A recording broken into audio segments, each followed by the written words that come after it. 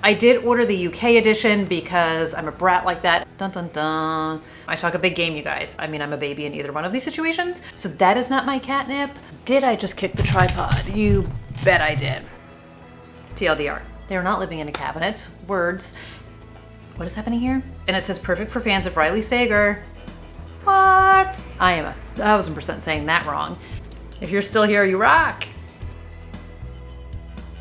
Hi everybody, it's Audrey and welcome back to Chapter and Converse, and welcome to a slightly belated, but still very important July most anticipated new releases, all the books that are coming out in July. If you saw my community tab post, I've had a little bit of life interrupting / demanding that my attention be focused elsewhere. So I wound up having some last minute life changes. It's all good. And now I'm here. So lesson number one, not that I was leaving this to last minute. I had time to film this video. I just got pulled out of my life for about a week. But I very much appreciate anyone who is holding on and waiting for this video. So I did post the July 2nd new releases on my Instagram. I do a weekly roundup on there as well. But there are so many books coming out this month that I'm super excited about. I did not want to miss this video. I know it is a favorite of a lot of you guys. It's one of my favorites to film. So without any further ado, let's get into what has already come out / what is coming out in the merry, merry month of July. It's the merry, merry month of May. I don't know what month July is. Anyway, here we go. So, books that came out on July 2nd. This is our retrospective. It's only been a few days. It's totally cool. Book number one I have is Breaking the Dark by Lisa Jewell. This is her intro / first in the Marvel universe. Let me just be clear. I am not a Marvel girl. It's just not my genre of movie. So every time I misspeak about it, just know that. So I don't know a lot about the Marvelverse or Marvel Universe. I feel like it's Marvel Universe, not Marvelverse, but anyway, we're going into it. So Marvel is launching a series or like independent books. S.A. Cosby's writing one, Alex Segura's writing one, Lisa Jewell wrote this one, and they are taking Marvel characters and creating I think it's all adult fiction about these characters. So anyway, Lisa Jewell is writing about Jessica Jones. You guys know me and my love of Lisa. I will read anything this lady writes. So in this book we meet Jessica Jones. Yes, I know there's a Netflix TV show about her as well. I have not yet met Jessica Jones. So in this book, we're meeting Jessica Jones. She is a retired superhero, private investigator, and a loner. So she tried her superhero life, but it only led to unspeakable trauma. So now she is basically avoiding the world altogether, surviving day to day in Hell's Kitchen in New York. And she takes on a meeting with a client, a woman named Amber Randall. So her children have come back from a visit with their father in the UK, and Amber is convinced there's something like not quite right about them since they've returned. And it says they don't act like themselves. They now have flawless skin. Wouldn't that be nice? And they have lost their distinctive tics and habits and keep talking about a girl named Belle. So Amber thinks they've been replaced by something horrible / something perfect. So Jessica's intrigued enough and she takes on the case, which takes her to a small town in the British countryside. And she winds up meeting this mysterious Belle. And she winds up getting pulled into this town, which seems to have a lot of dark secrets and a lot of dark energy and a lot for Jessica to look into. So this is definitely a huge shift for Lisa Jewell, but I can't wait to read this. I'm really intrigued. I love an author who can pivot. You guys know that. She started her career in what she called pop fiction, which was contemporary and romance, and kind of has slowly shifted into her crime fiction, which I totally love. So I'm excited for this. I did order the UK edition because I'm a brat like that and liked that cover better, but it came out on July 4th. It already shipped, so should be here soon. Stay tuned, stay tuned, stay tuned. That's book number one.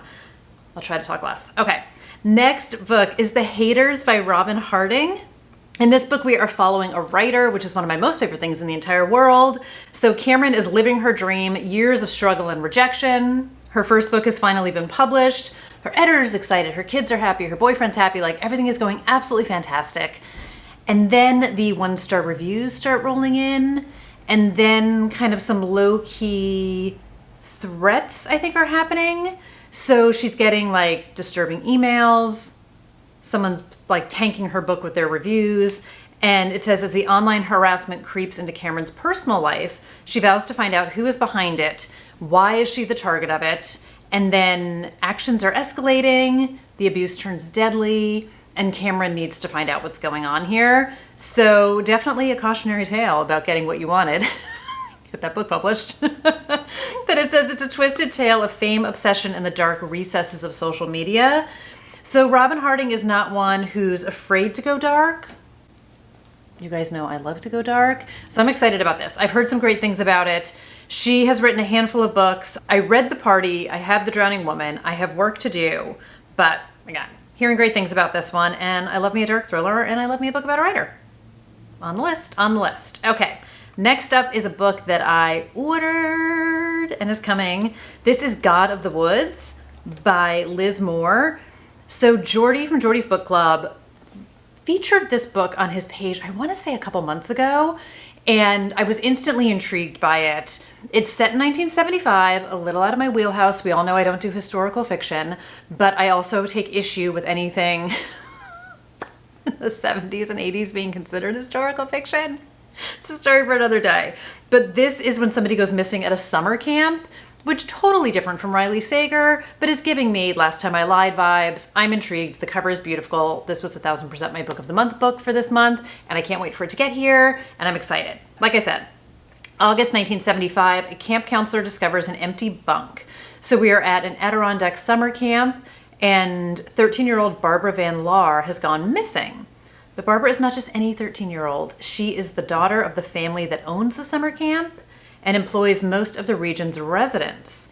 And this is not the first time one of their children have gone missing. Dun, dun, dun. So Barbara's older brother similarly vanished 14 years ago and has never been found. So search unfolds, drama unfolds. I'm looking through one eye because I'm like, how much do I actually want to say out loud? It says we get two worlds colliding, whether it is the town and this family, whether it is the past mystery and the present mystery. I don't know. I'm going to find out. Very, very excited for this one. Also super curious what the pink, what looks like paint running down the front of the cover is. I'm loving a cover. I'm loving a cover. Another book in my wheelhouse-ish, but it's a book about a writer. This is The Villain Edit by Lori DeVore, or Lori DeVore. I'm not quite sure how to say it. We're gonna go with that. Okay, this is Emily Henry meets Fleabag meets The Bachelor. So we have a romance novelist named Jacqueline, and it says her biggest career has gone bust. Her big career has gone bust. And she has ditched the bright lights of New York City for her more affordable South Carolina hometown. She is dreaming up a comeback plan, and she's gonna be a contestant on The One, the most obsessively watched reality dating TV show in the world. She's a romance author. She knows how to do a meet cute. She knows how the romance game works. She is convinced that she is going to be an ace at this. It says on set, she quickly establishes herself as a front runner for Bachelor Marcus's heart, but she's shocked to discover who's actually pulling the strings. So she thinks she has perhaps found a shot at love here. She's going to revamp her career. She's going to just come out swinging with this. She's going to come out looking great. But then she comes to find out that she is being set up to be the villain on the show, hence the villain edit. And that is not really going to serve her comeback well. So she winds up finding out that she has connections to people on the show. Things are not going according to plan. She's got some secrets to protect. And we're going to find out. It says, heartbreaking, smart, and sexy, this novel is for anyone who has ever secretly rooted for or felt like the villain. I love it. This just looks super fun. I love this with the roses and then like the black roses on it. I'm excited for this book. And I love Fleabag. I am not a Bachelor person at all. I have never watched an episode of The Bachelor, so that is not my catnip, but I am definitely intrigued. I loved that TV show Unreal, but like behind the scenes. And then I feel like I've mentioned this before because there's been another book that I've talked about that has like a Bachelor vibe to it, that Emma Caulfield, Bradley Cooper, Jason Priestley made for TV movie from forever ago about like a Bachelor type of show. And I just loved it. So there's a little piece of me in it that enjoys that part of it. There you go. That's the villain edit. Okay, next book, July 2nd, last one. The next one is The Love of My Afterlife by Kirsty Greenwood. So I was kindly sent this by Berkeley. I am very intrigued by this one as well. This has like a hint of magical realism to it. Kind of reminds me of a Rebecca Searle book in that way. In this one, we have a recently deceased woman meets the one in the afterlife waiting room, scoring a second chance at life and love if she can find him on Earth before her 10 days are up. So our main character in this one is Delphi, and it says she would be dying of embarrassment. Not only did she just die by choking on a microwavable burger, she's also now standing in her sparkle and shine nightie in front of the hottest man she's ever seen, and he's smiling at her. So she's flirting with this guy in the afterlife waiting room, but then someone comes yelling in about a huge mistake, and they send this man back to Earth because he was accidentally pulled into the afterlife and it wasn't his time. So Delphi is then offered a deal in which she can return to Earth and reconnect with her mysterious man. She has 10 days to do it. All she has to do is find him. It says to find him in a city of millions, she's going to have to listen to her heart, learn to ask for help, and perhaps even see the magic in the life she's leaving behind. It sounds very funny. I'm sure it's going to have a lot of messages about appreciating what you have. Like it said, like the life that you're leaving behind, the idea of soulmates, the idea of true love, chasing things. I don't know. It says it's a romantic comedy with magic, complicated, dreamy, and hilarious. Carly Fortune says it's as hilarious as it is poignant. I am very intrigued. So I find that just, I feel like that would be my good fortune. I would meet my one true love in the afterlife and they'd be like, whoops, not his turn yet, bye. And then I'd still be standing there. So I don't know why I see myself in this book. I haven't read it yet, but I will. So thank you again, Berkeley, for this one. And let's get into next week with another Berkeley book. So now for what is coming out in my current read. This is The Hollywood Assistant by May Cobb. This is a bit of a shiny cover. Unintentionally kind of matched my purple nails to it. And you guys know, I'm a huge May Cobb fan. I have read 4 of her books. I have book number 5. I am having a case of deja vu, and I am just such a huge fan of hers. So I'm about, I would say like 40% of the way into this. I'd be reading more if I wasn't working, but you know, I'm just gonna stop with excuses. This is, I would say, more on the popcorn side in the Hunting Wives kind of a variety. So page-turny, frothy, kind of gossipy, totally different than the Hunting Wives, but kind of that same bingey vibe to it. A lot of drama, a lot of things going on. In this one, we are following Cassidy. So she is heartbroken in Austin. Boyfriend just let her down. She is at a bit of a crossroads in her life, and her best friend winds up getting her a job in Hollywood as a Hollywood assistant to a famous director and his up-and-coming actress of a wife. So Cassidy relocates out to LA. We meet her. She is there getting ready to start her job. And it's definitely a too good to be true kind of a job, working for Nate and Marisol. So she gets a lot of money to be available a few hours a week to run some errands, to, you know, pick up some scripts, to do some grocery shopping, to get the car washed. She has full access to their house, their fridge, their pool. She winds up forming a very good connection with the wife. She winds up forming a connection with the husband, who, like I said, is a director. And as they are getting to know each other, he finds out that Cassidy is a writer, and he winds up asking Cassidy to start working on some of his scripts, reading them, doing synopses. He gets a ton of scripts that are coming in. So she's really finding herself in this great spot with them and feels like she's living the dream. And then, of course, we know at some stage the bottom is going to fall out on that because it's a May Cobb book and it's a thriller. And if it's too good to be true, of course it is. This is one of those books that we know out of the gate in the prologue, there is something amiss in this marriage, and what role Cassidy is going to play in it, what role Cassidy is going to play in whatever happens in this book, we're going to find out. But we find out super quickly, like first couple pages of the books, kind of quickly, that she is in the future talking to the police. Something has happened. She is being interviewed. And then we go backwards in time to build up to whatever that something is. Like I said, I'm 40% of the way into the book. So even if I wanted to spoil it for you guys, I couldn't, but I would not spoil it for you guys. But I'm really enjoying it. Again, quick, fast paced, perfect summer read, beach read. And I just love me some May Cobb. So there you go. Very excited for it. Thank you to Berkeley for sending me this early copy. It's like making all my dreams come true. And I will let you guys know when I finish it. Full review, full thoughts and feelings. The next book I have is Lenny Marx Gets Away with Murder. And this is by Karen Main. And it says, Lenny Marx is excellent at not having a life. She bikes home from work at exactly 4 p.m. each day, buys the same groceries for the same meals each week, and owns 36 copies of The Hobbit, currently arranged by height. The closest thing she has to a friendship is playing Scrabble against an imaginary Monica Geller while watching Friends reruns. I'm already getting a little bit of an Eleanor Oliphant vibe here. And it says, and Lenny Marx is very, very good at not remembering what happened the day her mother and stepfather disappeared when she was still a child. The day a voice in the back of her mind started whispering, "You did this, dun dun dun," until a letter from the parole board arrives in the mail. And when her desperate attempts to ignore it fail, Lenny starts to unravel. As long-buried memories come to the surface, Lenny's careful routines fall apart. For the first time, she finds herself forced to connect with the community around her, and unexpected new relationships begin to bloom. Lenny Marx may finally get a life, but what if her past catches up with her? This is a debut novel, and it says it's about truth, secrets, vengeance, and family lost and found, with a heroine who's simply unforgettable. I'm super intrigued by this one. So again, it does have Eleanor Oliphant vibes to me, and we'll find out. I definitely am going to be reading this one, and we'll see what happens. So Sally Hepworth says humor and heart, and Beautiful and Painful by Annabelle Monaghan, Devilishly Fun from Benjamin Stevenson, who wrote Everyone in My Family Has Killed Someone. We will find out. Like I said, you guys, this month is bursting. Okay, next up, we're going into the week/the day of July 16th, the week of July 16th. July 16th, Pub Day Books. Dates, all the good stuff down below, as always. Okay. I Was a Teenage Slasher by Stephen Graham Jones. I 1000% grabbed this from Libro FM's, ALC's. I'm very excited for this.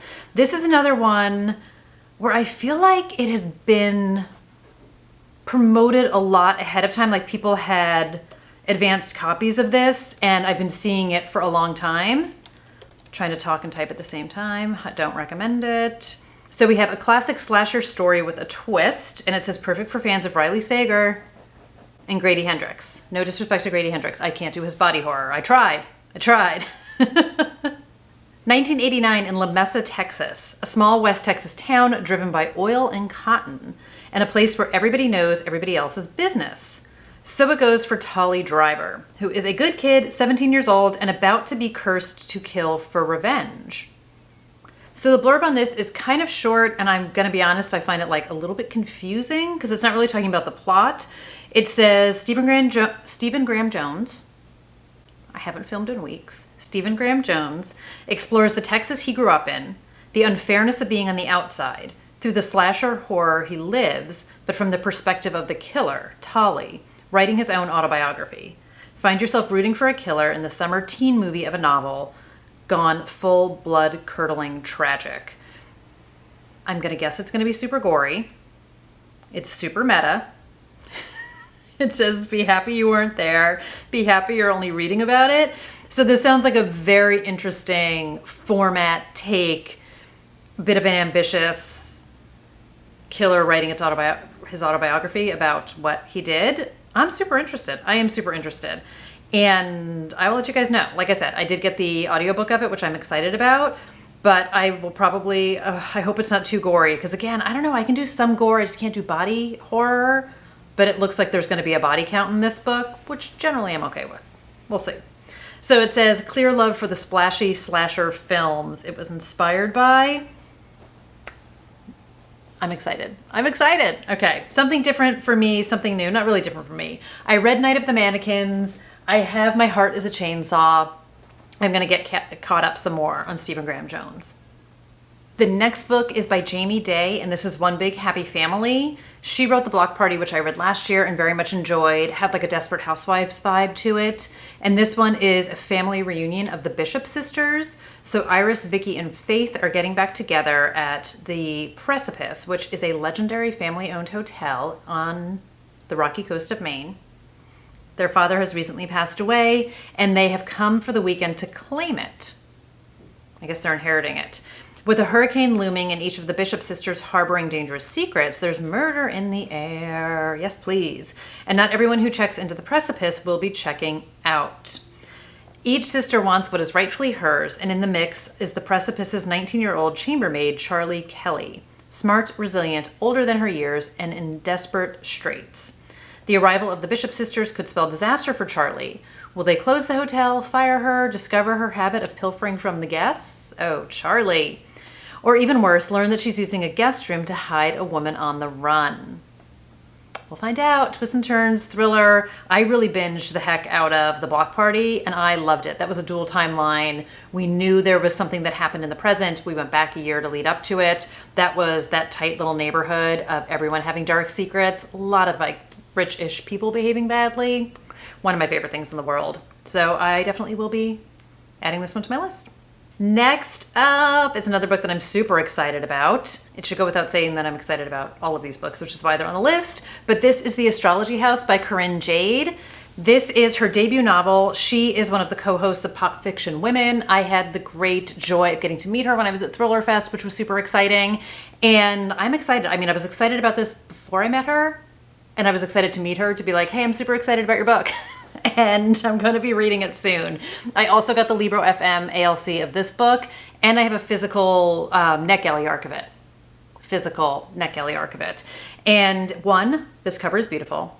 2, I love an isolated thriller with a messed up group of friends. And 3, I love me some astrology vibes to it. So we're going to see all the dark and messed up secrets coming out. And it sounds like another rich people behaving badly. So a group of wealthy Manhattanites escape to an astrology-themed retreat out on Long Island where simmering resentments and long-held secrets lead to a shocking death. Somebody, again, is not going to make it out alive. I love it. Okay, our main character, Margot, needs a minute. She's been working 80-hour weeks as a newly minted partner at her law firm. She's disconnected from her brother, who is the only family she has left. And after years of trying, she still isn't pregnant. So Stars Harbor Astrological Retreat promises rest, relaxation, and wisdom for Margot and her friends, with Instagram-worthy views and nightly astrology readings in an impeccable, restored waterfront Victorian house. This getaway should be nothing but idyllic fun. We know it's not going to be. It's going to be everything but idyllic fun. Margot's brother Adam is the perfect for Margot's brother Adam. For Margot's brother Adam, it's the perfect opportunity to rekindle the romance that fuels his writing, but his wife Amy hides the darkness of her past with a beautiful social media feed. Their friend Farah is a successful doctor who cannot admit she's losing control, but no one holds a greater secret than their astrological host, Rinny. She's got a plan for all of her guests, and as I said before, one of them will not be leaving Stars Harbor. Stars Hollow is Gilmore Girls. One of them will not be leaving Stars Harbor alive. I can't wait to find out who it's going to be. This is going to be fun. Stay tuned for a review on this one. Like I said, kind of going to push this up to next up. It actually is going to be my next audiobook because I just finished Sidebar. I'm back in my Patricia Cornwell reread era. I just finished one of her books and I'm going to balance it out with this. So stay tuned. Maycob, Corinne Jade, both coming your way soon. The next book is actually the third in a series. I have a little work to do. I need to read book 2. This is The Wilds by Sarah Pierce. So this is book number 3 in her Detective Ellen Warner series. The Sanatorium was book number 1. I do very much think, especially in this day and age, that authors are writing books that can be read as a standalone, even if you haven't already started the series. So I don't want to tell you can't read this without reading the previous 2, but I'm going to read them in order. Plus I already own the second book, so I'm going to read that one first, but I'm excited for this. So The Retreat is book number 2. This is The Wilds. And in this one, we have Ellen is going to unravel the mystery behind the disappearance of a young woman. So our missing girl, Keir Templar, says she escaped her hometown to live life on the road, but she and her twin have never lost contact until on a trip to a Portuguese national park, Keir vanishes without a trace. Meanwhile, Detective Ellen Warner arrives in the same park, ready to immerse herself in its vast wilderness, only to hear about Keir's disappearance and discover a disturbing map that she left behind. The few strangers at an isolated campsite close ranks against Ellen's questions, and the park's wild beauty starts to turn sinister. It says Ellen must untangle the clues to find out what really happened to Keir, but when you follow a trail, you have to be careful to watch your back. I'm very curious. She has taken, so the sanatorium was in the French Alps, Swiss Alps, Alpi Alps. This came out the same time as Shiver by Ellie Reynolds and One by One by Ruth Ware, and they were all in the Alps, but they all weren't in the same Alps, Swiss Alps. Swiss Alps, and then The Retreat. My point being, like, she always takes you to a very interesting isolated location in her books. So not giving anything away about the retreat, which again, I haven't read it yet, so I can't really give anything away. But that one is at an idyllic wellness retreat off an island on the English coast. So I'm very curious to see, like, now we're in the wild, to see what's going to happen next. I'm never going to get that book back in the shelf. And I'm just very curious to see. But she does an isolated setting all the time, but not the same setting, if that makes sense. Okay. That was next. Let me get back to where I was. Okay, anyway. I love Sarah Pierce. I very much enjoy her writing. I liked Ellen Warner. I'm excited to see where this one goes. TLDR. Next up is another author that I have some work to do on. This is It Had to Be You by Eliza Jane Brazier. This is two contract killers, each with a hit out on the other. Sounds a little Mr. and Mrs. Smith. Must fight their growing attraction as they face off in an epic game of lust and murder across Western Europe. Definitely sounds a little Mr. and Mrs. Smith. So these are all standalone books, but I have Good Rich People, which I haven't read yet. So that's what I mean about I've got some work to do. I need to catch up on her. When Eva and Jonathan hook up on the sleeper train from Florence to Paris, they think they'll never see each other again, which is too bad because neither has ever felt a spark like this for another person. But love isn't on the agenda in their line of work. 6 months later, they run into each other in the Hall of Mirrors in Versailles. This encounter is not by chance because Eva has been hired to kill Jonathan. She's a contract killer, but what she doesn't know is that he is too. Their meeting kicks off a high-stakes adventure across Western Europe. There will be tourism, there will be bodies. Eva and Jonathan might even fall for each other. As the two get closer to completing their assignments, it becomes clear that they are also being hunted by something even more dangerous than love. Feels like Killing Eve meets Mr. and Mrs. Smith. I'm intrigued. I also very much love this cover, but I know that she has just very bingey, quick books, and I'm excited. All's fair in love and a contract kill is the tagline on this one. The next book is Only One Survives by Hannah Mary McKinnon. I have read a few of her books. This one came on my radar also a few months ago. There's a musical component, band, Daisy Jones, kind of a vibe, caught my eye. This has been on my radar for a while and it's finally here. It says sharing the spotlight can be murder. I love a good book tagline. I really, really do. Becoming the star is easier when the rest of your band is dead. All drummer Vienna Taylor ever wanted was to make music. If that came with fame, she'd take it as long as her best friend, guitarist Madison Pierce, was sharing the spotlight and singing lead. And with their new all-female pop rock band gaining traction, soon everyone would hear their songs. Except on the way to an event, the Bittersweets van careened off an icy mountain during a blizzard. Icy Mountain Road. They didn't go off the mountain. They went off the road. Audrey, girl, slow down. Their van careened off an icy mountain road during a blizzard, leaving one member dead and another severely injured.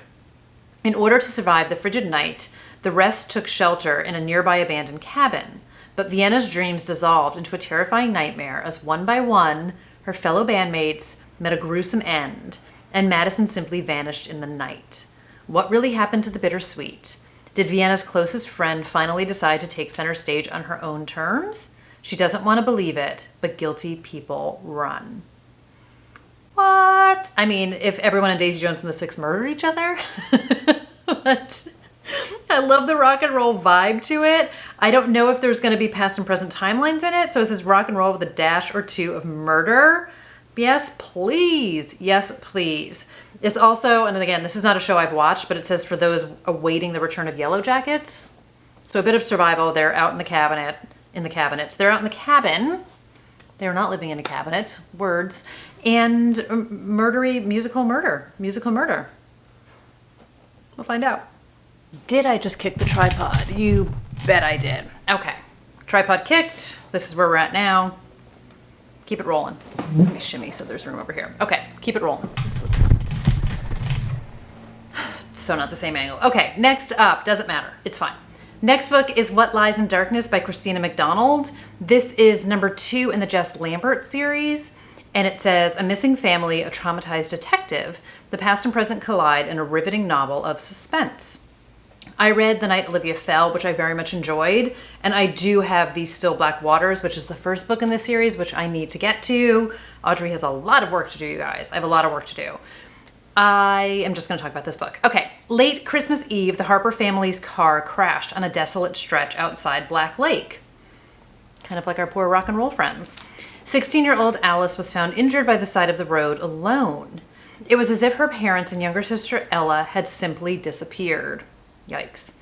1 year later, Alice is still dealing with nightmares and unanswered questions when she and her friends find Ella's blood-stained backpack in the basement of an abandoned home. What? Detective Jess Lambert investigates. She uncovers dark secrets that put her on a collision course with her past. Jess's only witness is haunted by her own ghosts that might ultimately be connected to Jess. What is happening here? Jess will do anything to find out what happened to the Harpers, no matter how deep she has to dig, because neither the living nor the dead are giving up their secrets easily. That's creepy as all get out. A car crash and your whole family disappears. I'm a fan of Christina McDonald. I'm excited for this one. Next up is The Widow on Dwyer Court by Lisa Kusel, who is a subscriber of the channel, which I'm super excited about. This is her debut novel. I have all sorts of joy and envy and excitement for her about this. So I'm very excited to talk about this book, which is also definitely a bit in my wheelhouse with the sexy psychological thriller angle we've got going here. On this one, we have 36-year-old stay-at-home soccer mom Kate Burke is happily married to Matt Parsons, although their marriage looks very different behind closed doors. Kate is no longer interested in having sex with her husband, so while they still love each other madly, they make an arrangement. Matt can have one-night stands with other women on work trips, but when he returns home, he has to tell Kate about them, every juicy detail. There's an arrangement in a marriage. Because Kate has a secret life writing erotic romance novels, and Matt's adulterous affairs are her bread and butter. Look at her. Talk about life, or like art, life inspiring art? I'm saying it all wrong. Wow, she's using her husband's affairs in her books. Okay. The family equilibrium is upset, however, when Annie Myers, an eccentric young widow, moves to town with her daughter. At first, Kate is smitten with this wild, witty woman who gives her a much-needed break from the other picture-perfect suburban moms, although she's not sure how much of her secret life she's willing to share with her new friend. But it turns out, love this, that Annie has secrets too, big ones that could destroy all of their lives. This is definitely giving me Jocelyn Jackson vibes. Never Have I Ever? Is that what it was called? Hold, please. Never Have I Ever. Look at me remembering the title of a book on the first try. I just love these suburban, like I was talking about the Jamie Day book, the Desperate Housewife vibes, kind of like the Hunting Wives with May Cobb. Small town, secrets, new girl in town, new neighbor in town coming to like disrupt the apple cart. Again, with the phrases. I'm very bad at cliches today, but I'm really so fascinated by her husband having a free pass to have affairs and then her using them in her books. I'm intrigued. I can't wait to meet Kate. This comes out also. This is my last July 16th book, so pre-ordered, excited to read it. Go Lisa. Very excited. Very excited. Very, very, very excited. Words. I have words today. Okay, let's slide in to May 23rd with my good friend John Fram. He's not really my friend, but I love his book, The Brightlands. This is his first book since The Brightlands, and this is called No Road Home. You guys obviously know I secretly pretend these authors are my friends, but here we go. Okay, another one of my pre-orders. Love this cover as well. We have a young father who must clear his name and protect his queer son when his wealthy new wife's televangelist grandfather is found murdered. I should have picked books that had smaller words. Okay, for years, single father Toby Tucker has done his best to keep his sensitive young son, Luca, safe from the bigotry of the world. But when Toby marries Alyssa Wright, the granddaughter of a famed televangelist, known for his grandiose Old Testament preaching, he can't imagine the world of religion, wealth, and hate that he and Luca are about to enter. A trip to the Wright family's compound in sun-scorched Texas soon turns hellish when Toby realizes that Alyssa and the rest of her brood have dangerous plans for him and his son. What? The situation only grows worse when a freak storm cuts off the roads and the family patriarch is found murdered, stabbed in the chest on the roof of their sprawling mansion. So the blurb on this says it's a horror-tinged whodunit in the style of early Stephen King. There was definitely some horror vibes to The Brightlands, which I totally enjoyed. John Fram is from Texas. This book was set in Texas as well. I love an isolated thriller, you guys know. I love somebody being murdered at the isolated location, meaning that somebody there is the bad person, is the killer. And I love sort of an amped up situation. Give me some weather to ruin everything and isolate everybody and cut them off. I'm here for it. I am here for it. Loved his writing, super spooky. I'm excited to see what he's doing next. All right, another author that I have yet to read from, but that does not stop me from wanting to read his next book. This is The Best Lies by David Ellis. He has written a slew of books. I was not aware that he was as prolific as he was until I started to do some research, and I'm excited to read this one. He was on one of the panels at Thriller Fest as well, and I'm excited to dive in. We have Leo Balanoff. Is a diagnosed pathological liar with unthinkable skeletons in his family closet. He's also a crusading attorney who seeks justice at all costs. When a ruthless drug dealer is found dead and Leo's fingerprints show up on the murder weapon, no one believes a word he says, but he might be the FBI's only shot at taking down the dealer's brutal syndicate. Uh-oh. Risk his life going undercover for the feds or head straight to prison for murder. Leo accepts the FBI's offer. I mean, I feel like I would do the same thing, but I'm a baby in either one of these situations. Risk my life or go to jail? I don't know. But it comes with a price, including a collision course with his ex, Andy Petrowski, a former cop and, quote, the one who got away. Forced to walk a tightrope between an ambitious FBI agent and a cruel, calculating crime boss, Leo's trapped in a corner, but he has more secrets than anyone realizes and only a few cards left to play. He wrote Look Closer, which is his book that came out last year. Just way up at top, which I need to read, which I want to say was set in Chicago, which doesn't really matter, but I feel like that's what sticks out in my mind about that book. But I was super intrigued by him at Thriller Fest, and we'll see what happens. So tagline on this one, Leo is a liar and the only one who knows the truth. Leo, you complicated, complicated man. Okay. Next up, let me talk about a book that I got at Thriller Fest. So if you saw my Thriller Fest book haul, this is going to be a little bit of deja vu. This is What Will Burn Last by Heather Chavez. I have not read this one yet.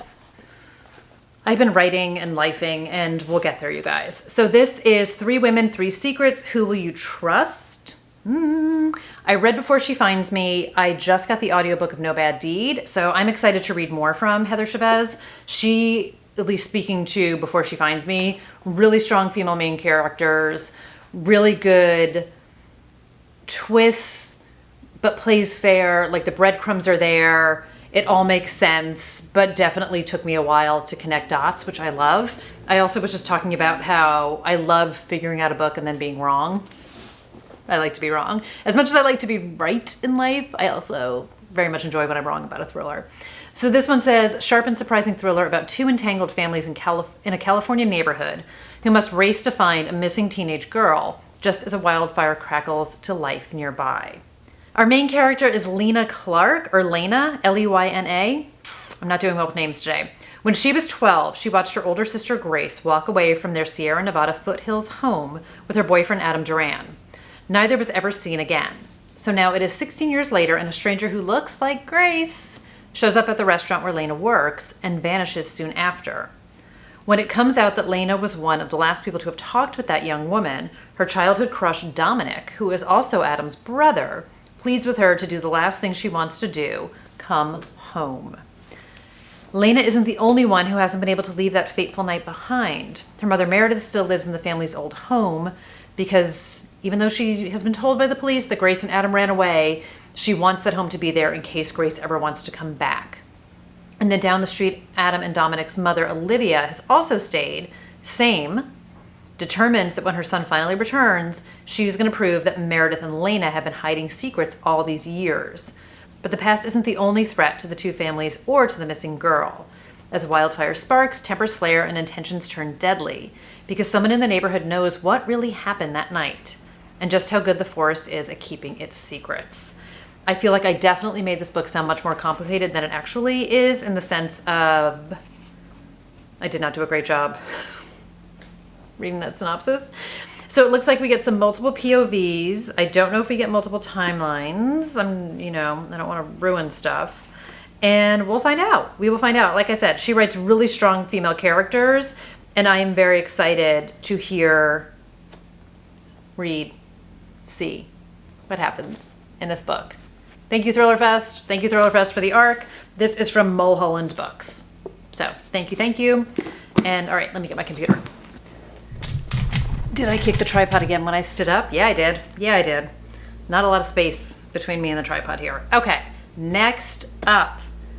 Another book in a series. This is The Grandest Game by Jennifer Lin Barnes. I told you guys there were a lot of books to talk about this month. We're in the home stretch, but still, we've got a few to go. The Grandest Game is part of the Inheritance Game series, but this is like a spin-off from it. So it is pitched as The Grandest Game Volume 1 in the Grandest Game series, but it includes our characters from the Inheritance Games. Not to overcomplicate things. We have 7 tickets, an island of dreams, and the chance of a lifetime. So The Grandest Game is an annual competition run by billionaire Avery Grams and the 4 infamous Hawthorne brothers, whose family fortune she inherited. Designed to give anyone a shot at fame and fortune, this year's game requires one of the 7 golden tickets to enter. With millions on the line, those 7 players will do whatever it takes to win. I definitely think you can jump in here in the series. Again, there's going to be like a few things that are revealed from the Inheritance Game series. I also would highly recommend you read the Inheritance Game series because it's just great fun and it's super fast and bingeable. But that's my 2 cents. So here we have some of the players are in it for the money, some are in it for the power, some for reasons all their own. But every single one of them has secrets.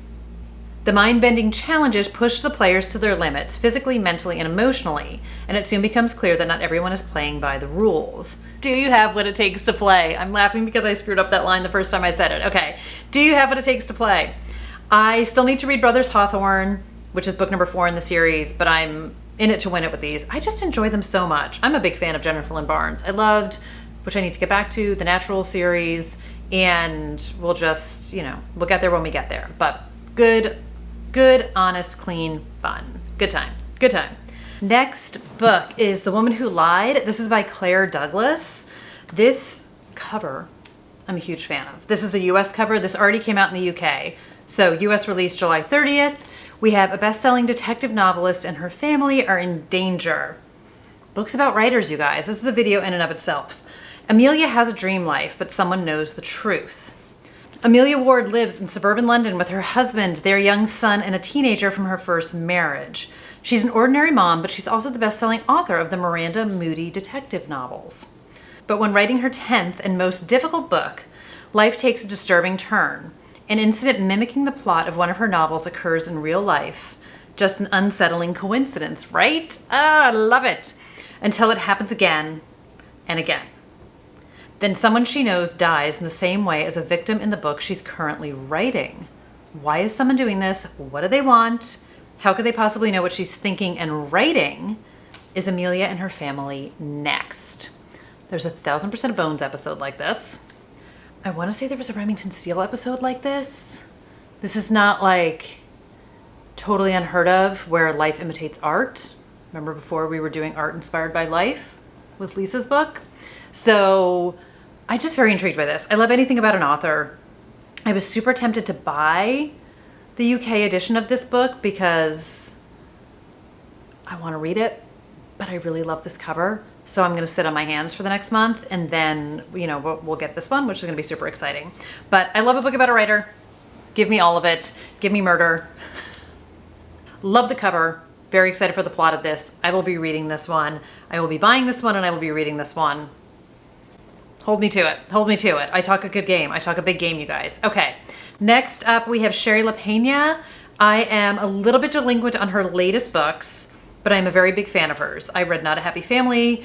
I read The Couple Next Door. I read An Unwanted Guest. I read Someone We Know. So I have a little bit of work to do. The next book that she has coming out is What Have You Done? And I've already heard such amazing things about this one as well from people who had arcs of it. It says, nothing ever happens in sleepy little Fairhill, Vermont. But this morning that will change. And one innocent question could be deadly. What have you done? The teenagers get their kicks telling ghost stories in the old graveyard. The parents trust their kids will arrive home safe from school. Everyone knows everyone. Curtains rarely twitch. Front doors are left unlocked. I love that line. Curtains rarely twitch. God, book jacket cover, so good. But Diana Brewer isn't lying safely in her bed where she belongs. Instead, she lies in a hayfield, circled by vultures, discovered by a local farmer. How quickly a girl becomes a ghost. How quickly a town of friendly, familiar faces becomes a town of suspects, a place of fear and paranoia. Someone in Fairhill did this. Everyone wants answers. This is such a tight, clipped blurb. I'm very excited about this. Curtains rarely twitch. That is such like a perfect painted image. I'm a huge fan of Sherry LaPena. I think she writes great books. I really enjoy her characters. She does a lot of kind of dark suburbia, not necessarily rich people behaving badly, but just suburban people behaving badly, which I really enjoy. And I'm so excited about this one. I did pick up Everyone Here Is Lying, and I need to read it. That was last year's release. I need to read a lot of things, but I'm really excited for this, and I'm excited to dive into it. Like I said, I've heard a lot of great people who have arcs blurb on this. It'll be happening. Okay, home stretch, you guys. We got 2 to go. 2 to go. If you're still here, you rock. The first of the 2 is Look in the Mirror by Katherine Sedman. She wrote The Family Game, which I loved. Dark and messed up, totally deliciously rich people behaving badly. I absolutely loved it. I need to get deeper into her backlist, but here's her new front list. We have Nina and Maria. Nina is still grieving from the loss of her father and discovers that she has inherited property in the British Virgin Islands, a vacation home she had no idea even existed until now. The house is extraordinary, state-of-the-art, all glass and marble. How did her sensible father come into enough money for this? And why did he keep it from her, and what else was he hiding? Then we have Maria, once an ambitious medical student, is a nanny for the super rich. The money's better, and so are the destinations where her work takes her. Just one more gig and she'll be all set. Oh, Maria. Finally, she'll be secure. But when her wards never show, Maria begins to make herself at home, spending her days luxuriating by the pool and in the sauna. There's just one rule: don't go in the basement. That room is off limits. But her curiosity might get the better of her, and soon she'll wish her only worry was not getting paid. How these stories connect, I have absolutely no idea. It says a vacation home of dreams or nightmares. I'm excited. This cover is crazy cool too. I'm very excited. The Family Game was so deliciously dark and twisted and weird and messed up, and I still have not watched the movie. I know everybody knows what the movie is. Why can't I think of the name of the movie?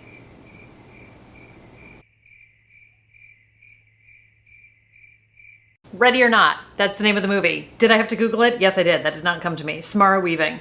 I still haven't watched it, which apparently is like The Family Game. I don't know. I'm such a delinquent loser on things, but here we go. Okay, so that's Katherine Sedman, and then the last book I have, which is a US release of a book that's already come out in the UK. Let me stand up and get it, and let's see. Take bets on if I kick this or not. If you try hard, Audrey, you cannot kick it. Okay, it is Maran Keys. This is my favorite mistake. Did I buy this from the UK? Because I had to have it. Yes, I did. And I'm excited to read it. Have I read it yet? No, I have not. But, you know, me, life. This is part of the Walsh Sister series. So I did just get Anybody Out There? Anybody out there? Anybody out here? This book does not have a list of all the Maran Keys books in the front of it. What a travesty. The Anybody Out There, which is the first book with Anna Walsh in it. I did just get the audiobook of it from the library. I do want to re-listen to it. I don't think you need to. I am having more of a curiosity about it. I was a huge Maran Keys fan. I'm still a Maran Keys fan. I'm just delinquent on keeping up with her newer books, which again, if you guys have been here for a while, you would know that because I talk about it a lot. So how beautiful are these painted, or these end pages? They're not painted, they're just end pages. And yeah, so wanted to have it, glad I have it. We have Anna Walsh. Anna has just lost her taste for the Big Apple. In book number 1, she was living in New York and went back to Ireland.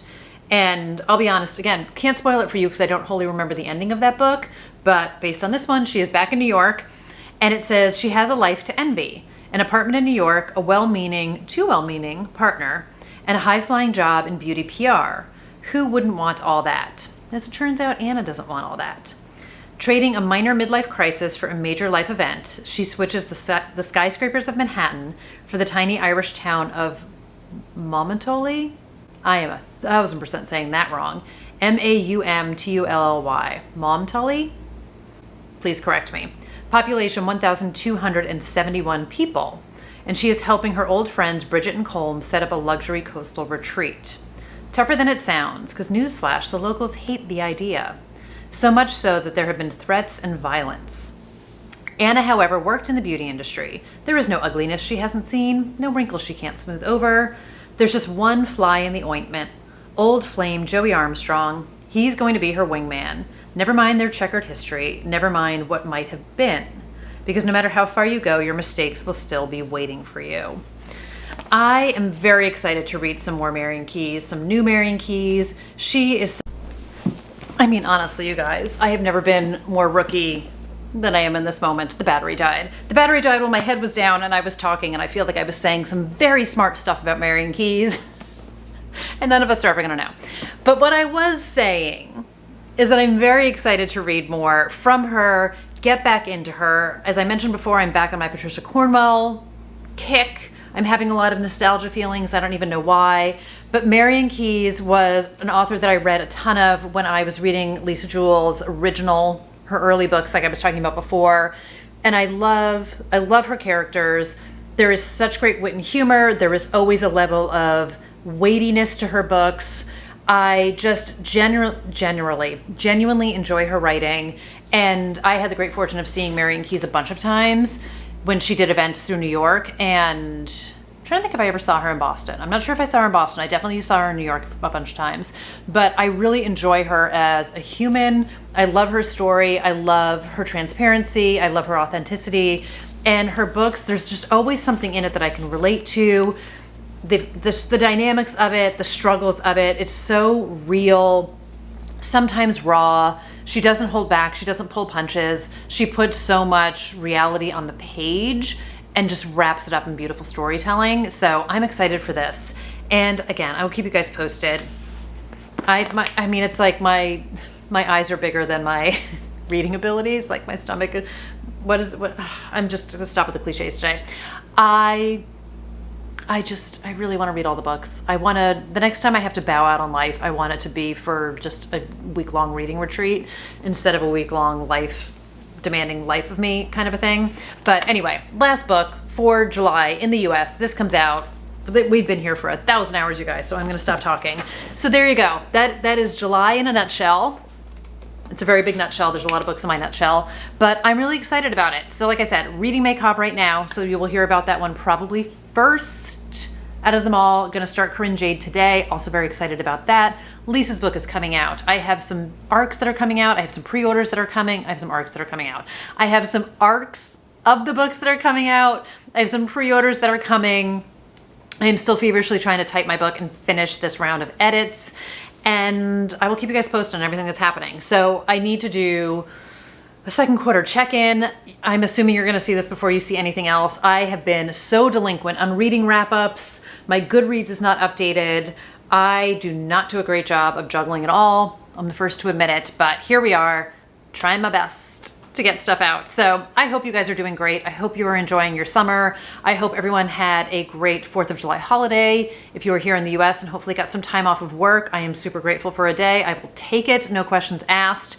And yeah, I just hope everyone's doing great. So thank you guys for being patient and for supporting and commenting on videos and all of that. I know I am really behind on everything. I'm behind on Instagram now too. I'm just trying to really focus on what needs to be focused on. And you know, I'll get back to it. I will get back to all of it. But until then, I did not want to miss this video. Thank you guys for waiting for it. And I will see you guys in another one. How is bingo doing? How is bingo doing? How is everyone doing at bingo? I need to update my board. I think I've done 3 books so far. It feels like there should be more. 4 maybe? I don't know. I'll get that out. It doesn't matter. So I will see you guys in the next video. Take care, everybody. Thanks for watching. Thanks for being here. And I'll see you soon. Bye, guys.